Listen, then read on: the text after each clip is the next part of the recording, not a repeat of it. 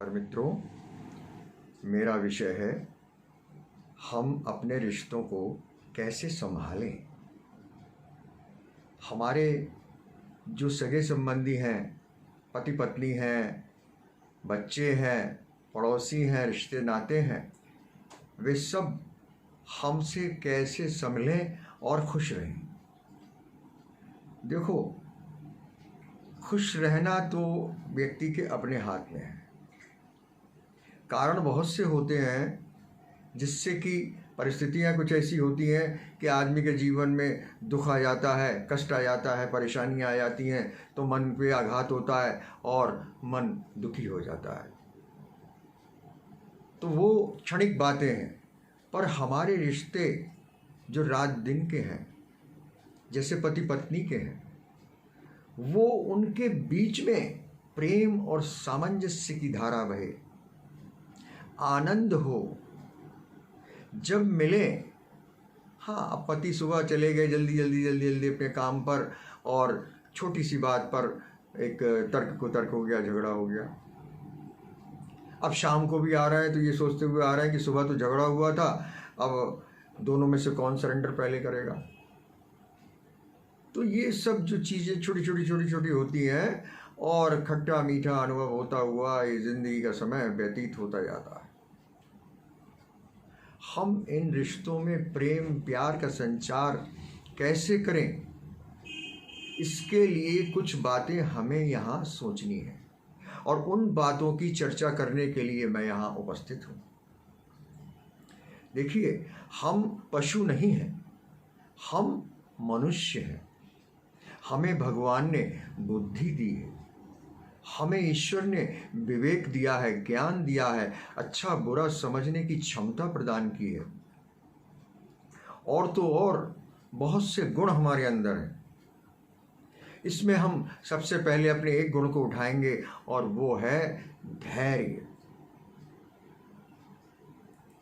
कोई भी अगर घटना पति पत्नी के बीच में घटती है, कोई भी बात उठती है, मान लो पति ने कहा कुछ पत्नी से और पत्नी को बुरा लग गया, या पत्नी से पति से कहा और पति को बुरा लग गया, तो क्या होना चाहिए? दोनों में से कोई एक तो धैर्य को रखेगा ताकि वाद विवाद आगे न बढ़े, तर्क कुतर्क आगे न चले, वो चीज़ें संयमित रहें। हाँ, क्योंकि विवाद का तो कोई अंत ही नहीं है। हमें सबसे पहला मंत्र, पहला गुण जो भगवान ने हमारे अंदर डाला है उसको लेके चलना है। हाँ, हमारे रिश्ते तभी अच्छे बनेंगे यदि हम धैर्य का गुण विकसित करेंगे। यानी अधीर ना हो जाए, बात बात पे चिंतित ना हो जाए, बात बात पे हम तर्क ना करने लगे, अरे तुमने गिलास फिर यहीं रख दिया, तुम्हारी तो ये आदत है, गीली तौलिया तुमने यहीं डाल दी, ऐसा कर दिया वैसा कर दिया। बात बात पे हम अधीर हो उठते हैं और बात बात पे टोका टाकी शुरू कर देते हैं। तो धैर्यशाली बने, धैर्य का गुण अपने अंदर विकसित करें। पहला जो हमारा प्रमुख कार्य है अपने रिश्तों को सही से निभाने का, वो क्या है कि हम अपने अंदर के धैर्य को बढ़ाएं। धैर्य बहुत बड़ी चीज़ है। किसी ने मान लो पति पत्नी के बीच में झगड़ा हुआ है, दोस्तों के बीच में, या कोई भी साझेदार हैं, दो लोग दुकान पे काम करते हैं और चलाते हैं दुकान, और वो साझेदार हैं, कोई व्यापार करते हैं साझेदार हैं, जो भी संबंध है उसमें कोई झगड़ा उत्पन्न हो जाए, कोई विवाद आ जाए, तो वाद विवाद बढ़ना नहीं चाहिए। हाँ, हम एकदम सचेत हो जाइए। जहाँ आप देखिए कि दूसरा चाहे गलत भी तर्क कर रहा है और ऐसी बातें कह रहा है जो उसे नहीं कहनी चाहिए, लेकिन आप अपने आप को उस मोड में रखिए जिसे कहते हैं धैर्यशाली होना। आप धैर्यशाली रहिए, बात को बहुत आगे मत ले जाइए। तर्क करते रहेंगे, तर्क आप भी करेंगे, तर्क उधर से भी होगा, तो क्या होगा? तो क्या होगा? वही होगा कि जिसके की परिणाम बुरे होंगे। हमेशा अपने को रोकिए, अपने विवेक का प्रयोग कीजिए, संयमित कीजिए। संयम बहुत बड़ी चीज है। संयम का विधान आपको हमेशा विजय दिलाएगा। अपने जीवन को जिसने संयमित जिया है, उन लोगों की जीवनी पढ़िए, उन लोगों के बारे में चर्चा कीजिए, सोचिए, तो धैर्य रखिए। एक गुरु महाराज तो ऐसे थे कि यदि कोई उनसे सवाल पूछता उल्टे सुलटे, तो वो कहते थे कि भाई 24 घंटे के बाद इसका जवाब दूंगा। और अक्सर ये होता था कि 24 घंटे बाद वो पूछने वाला ही नहीं आता था, जवाब लेने ही नहीं आता था। क्योंकि जहां वो परिस्थिति हटी, आधा घंटा, 1 घंटा, 2 घंटा बीता कि कहो वो बात ही खत्म हो गई, वो बात ही भूल गई, बहुत और चीज़ें सामने आ गई। तो हम धैर्यशाली बने और बहुत तर्क ना करें। देखिए, तर्क वहाँ तक तो ठीक है कि जिसमें हम अपनी किसी बात को कहने के लिए कोई उदाहरण दे रहे हैं, कोई तर्क दे रहे हैं, बात समझाने की कोशिश कर रहे हैं। लेकिन मैं देखता हूँ कि जब तर्क कुतर्क में परिवर्तित हो जाता है, तर्क में से भी तर्क निकाले जाते हैं, उसमें से भी और बातें बढ़ाई जाती हैं, तो वो कुतर्क की सीमा पे आ जाता है। और कुतर्क जब सीमाएं लांघ देता है, तो फिर तू मैं और चीज़ें शुरू हो जाती हैं। हमें एक संयमित जीवन जीते हुए और अपने आप को उस समय धैर्य से शांत रखना होना चाहिए। कुतर्क से बचें। दूसरा अगर कुतर्क कर रहा है तो शांत हो जाइए, उस जगह से हट जाइए। कहिए मुझे वॉशरूम जाना है, मुझे पानी पीना है, मेरा दिल बहुत घबरा रहा है, प्लीज़ अभी रुक जाओ, मैं बात करूँगा या करूँगी, अभी नहीं। ये नहीं कि आप और उग्र होके और उग्र होके और उग्र होके, और आपके अंदर इतनी ऊर्जा कहाँ से आ जाती है। गुस्सा ऐसी चीज़ है कि व्यक्ति के अंदर इतनी ऊर्जा भर देता है, क्योंकि वो एकदम आक्रमण करता है और इतना बल आ जाता है कि आप भारी से भारी चीज़ को उठा के फेंकते हैं, अपनी कीमती से कीमती वस्तु को तोड़ देते हैं। ऐसा गुस्से में बल होता है। वो क्यों कि जब आप तर्क पे तर्क, तर्क पे तर्क, तर्क पे तर्क, तर्क तर्क तर्क वितर्क, तो कुतर्क की सीमा आ जाती है, फिर कोई जवाब ही नहीं रहता। कहते हैं तुम्हारे मुंह से ही बातें शोभा नहीं देती, तुम हमें समझा रहे हो, तुम हमें समझाओगी, ऐसा होगा वैसा होगा। तो हमें मनुष्य होने के नाते, एक विवेकशील और समझदार पढ़े लिखे व्यक्ति होने के नाते अपने आप को संयमित करना चाहिए। और दूसरी बात, हमें निंदा नहीं करनी है। हमें दूसरे के अवगुणों को खोज के उस समय सामने नहीं लाना है। जब बातचीत होती है तो विषय कुछ और होता है, झगड़ा किसी और बात पे शुरू होता है, और आप निंदा के चक्कर में पड़ जाते हैं। वो बातें उखाड़ उखाड़ के लाते हैं, वो बातें पुरानी दोहराते हैं जो वर्षों बीत गए, जिन पे समझौते भी हो गए, जो बातें ख़त्म हो गई। समय बीतने के साथ में फिर वही आप वो बातें उठा लेते हैं और निंदा शुरू हो जाती है। तो जब निंदा आप शुरू करते हैं तो निंदा बहुत आक्रमणकारी, एक कहते हैं ना गोला बारूद है, और कोई किसी को अपनी निंदा सुनने का आनंद नहीं मिलता है। किसी को शौक नहीं है कि आप उसकी बुराई करें या उसे अच्छा लगे।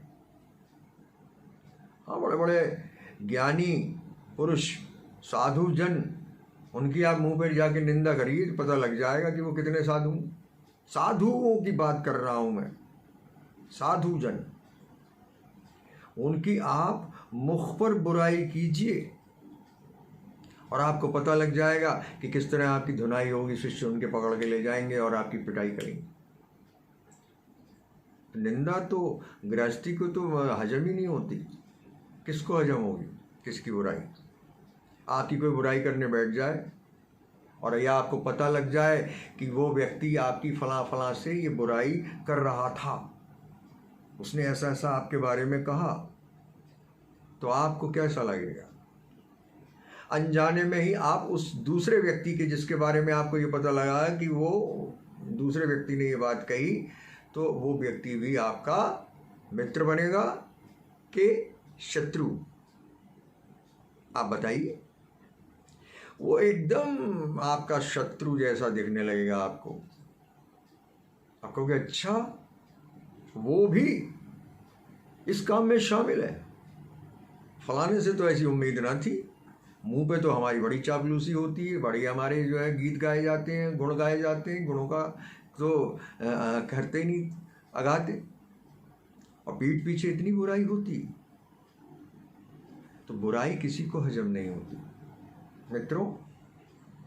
ये बुराई, ये निंदा, ये ऐसा अवगुण है जो आपको मनुष्यता से एक कदम नीचे गिरा देता है।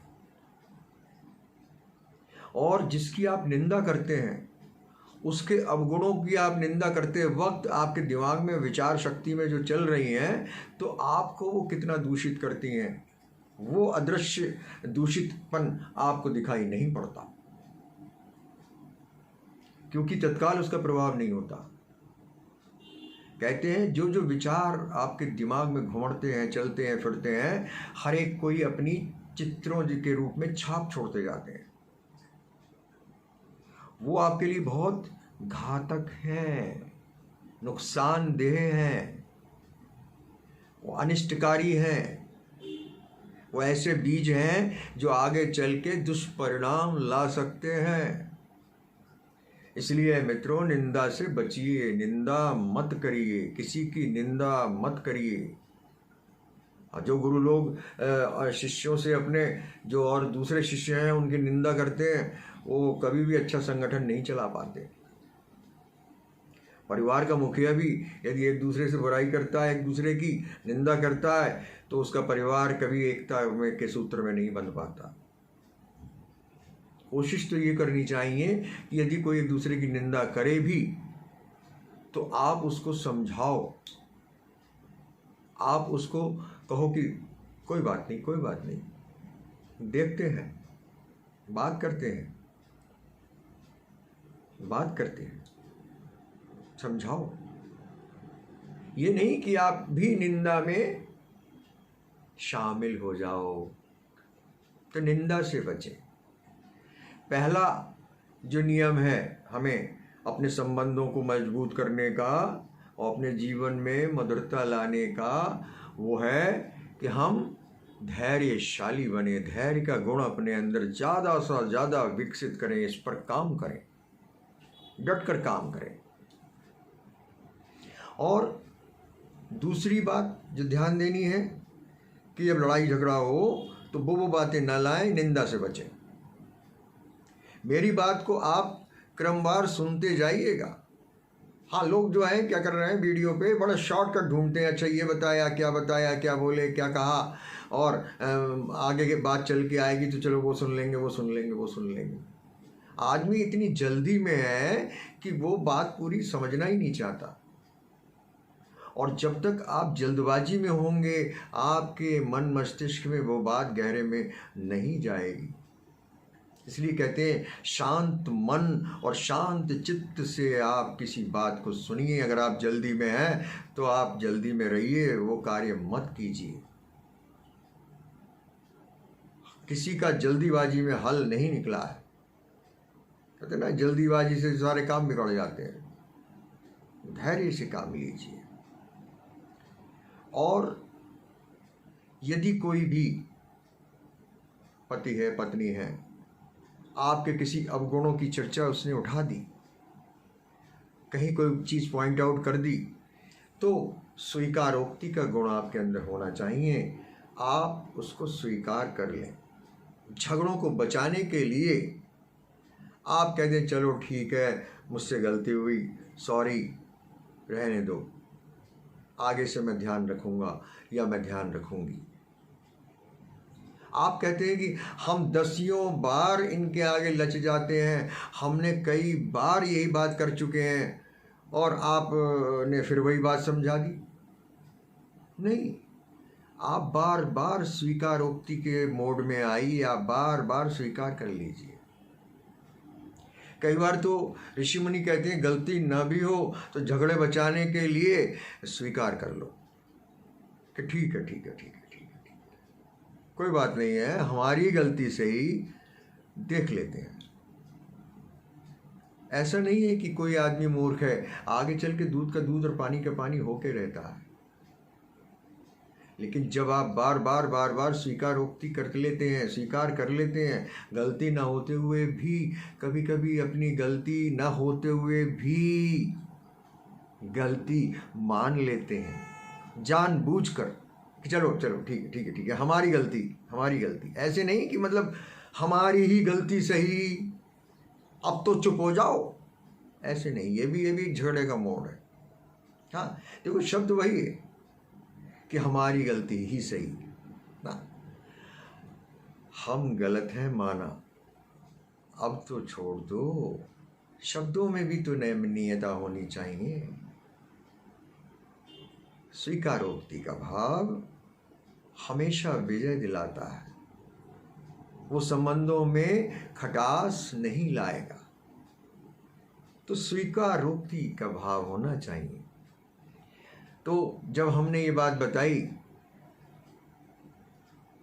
हम ध्यान कराते हैं, प्रत्येक रविवार को ध्यान का सत्र होता है, तो उसमें जब ये चर्चा हो रही थी कि स्वीकार कर लेना चाहिए, तो अगले दिन एक महिला का फ़ोन हमारे पास आया। उन्होंने कहा कि गुरुजी ये काम हम करते हैं, लेकिन ये इसका नाजायज़ फ़ायदा उठाते हैं। हम बार बार स्वीकार करने से भी इनकी आदत पड़ चुकी है और अब ये हमारे लिए हर गलती को हमारे ही ऊपर डाल देते हैं, मानते ही नहीं। तो कुछ लोग देखो असुर वृत्ति के भी लोग हैं। एक व्यक्ति पूर्ण रूप से ना तो वो गलत होता है, असुर होता है, ना ही पूर्ण रूप से देवता होता है, सुर होता है या अच्छा होता है। हाँ, 70% अच्छाइयाँ नज़र आती हैं तो उसको लोग अच्छा कह देते हैं, 60% जो अच्छाइयाँ हैं तो कहते हैं कि ये अच्छा है, और अगर 70% बुराइयाँ हैं तो बुरा नज़र आता है।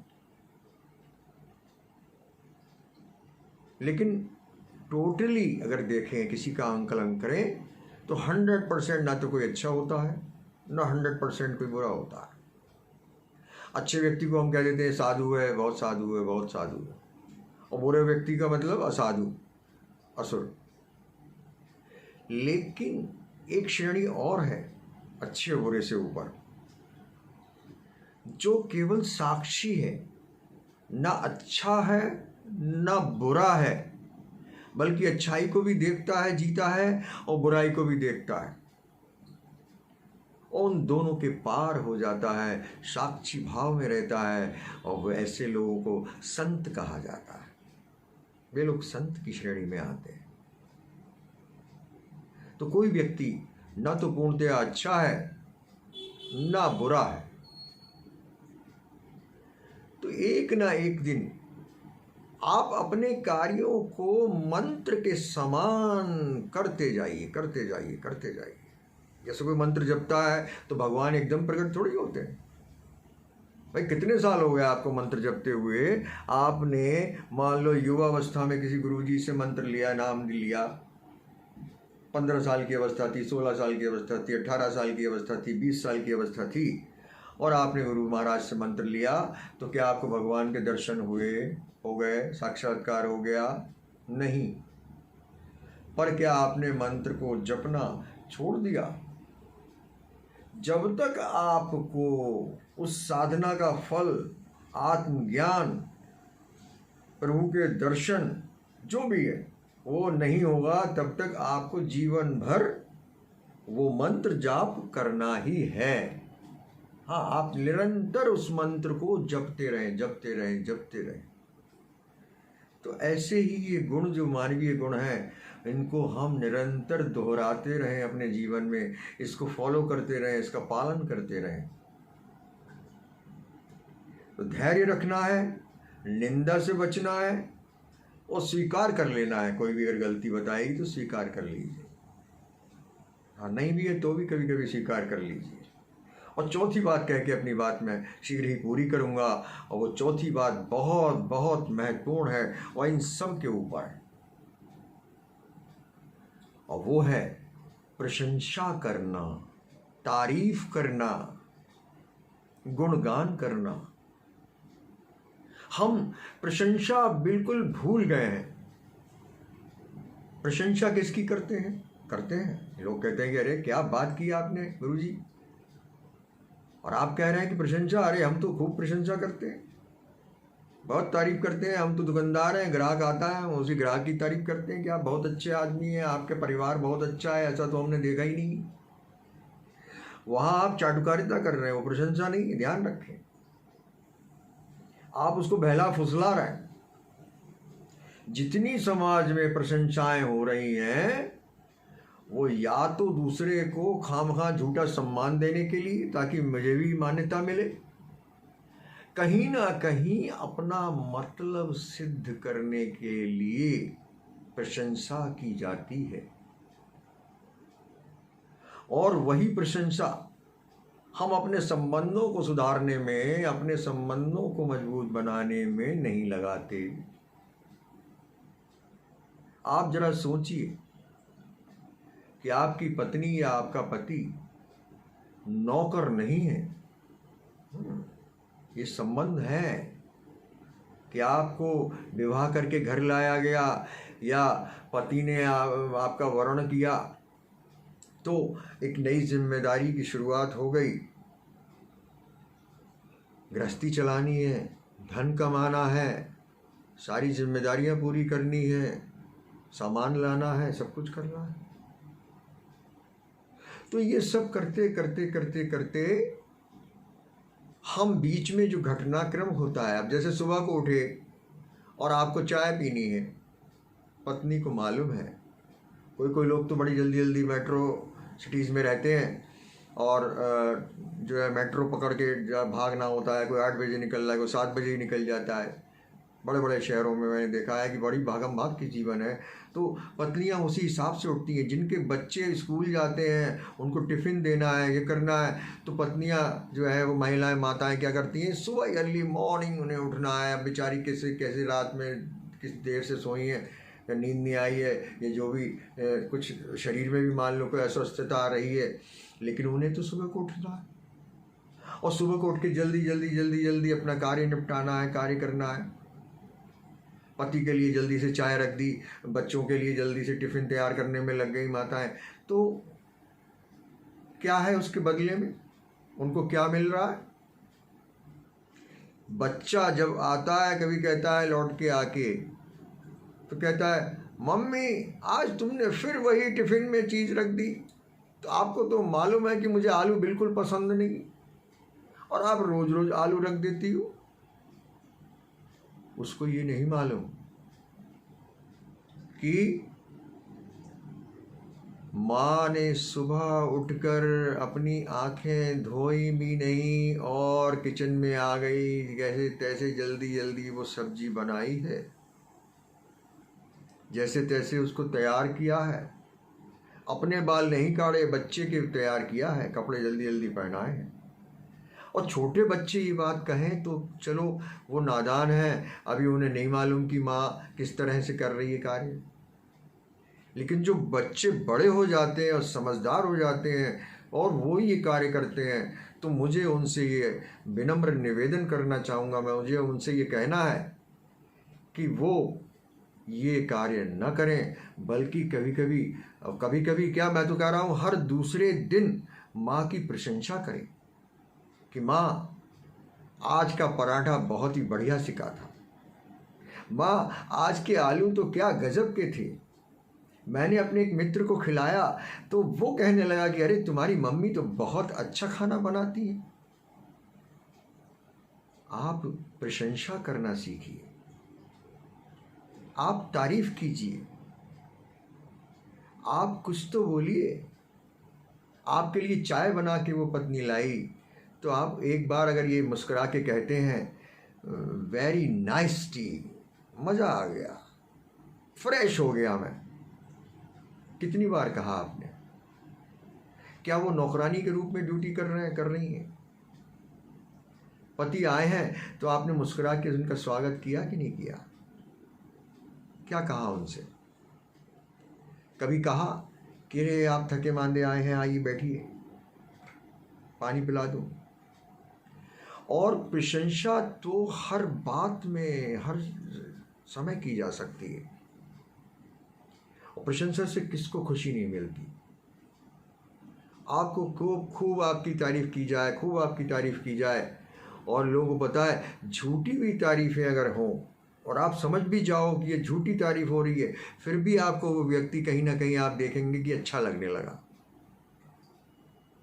कोई व्यक्ति, कोई महिला, कोई मित्र, कोई संबंधी, कोई मिलने वाला, कोई पड़ोसी, कोई भी व्यक्ति आपकी तारीफ करे, तारीफ करे, तारीफ करे, जब मिले, जब बात हो, और आपकी वो तारीफ करने का मौका ना चूके। बार बार कोई ना कोई ऐसी बात आ जाए जिसमें आपकी तारीफ हो। आप यकीन मानिए और ज़रा सोचिए कि आपको कैसा लगता है, क्या लगता है, कैसा लगता है? आपकी कोई तारीफ करे, बार बार करे, तो आपको कैसा लगता है? बहुत अच्छा लगता है, बहुत अच्छा लगता है। यही इस तारीफ का, प्रशंसा करने का महान गुण है, और उसके अंदर ये राज छुपा हुआ है प्रशंसा में, कि तारीफ अनायास ही अपना काम कर जाती है।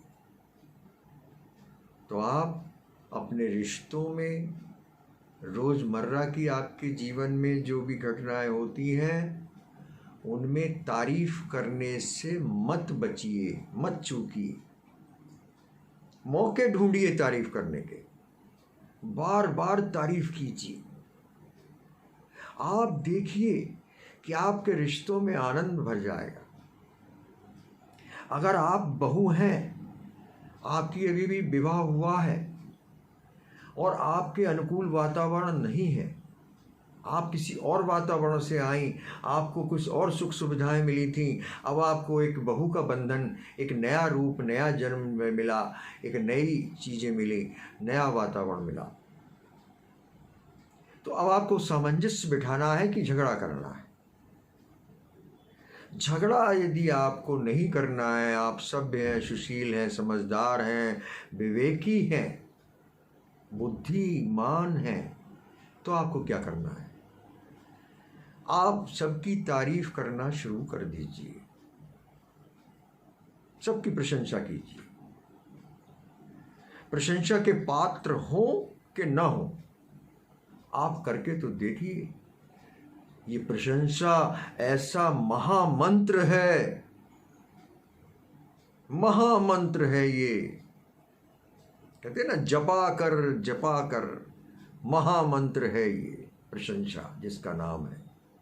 आप जिसकी प्रशंसा करेंगे वो आपके अधीन होते जाएंगे, वो आपका गुणगान करने लगेंगे।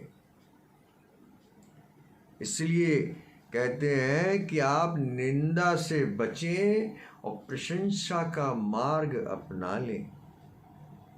माना व्यक्ति गलत हैं, माना उनकी गलतियां हजार हैं, माना वो आपको दुख दे रहे हैं, माना आपको उनसे कष्ट मिल रहा है, माना कि वे आपके अनुकूल नहीं हैं, पर आप अपनी ओर से क्या करें कि आप उनकी प्रशंसा करें, प्रशंसा करें, प्रशंसा करें, तारीफ करें, तारीफ करें।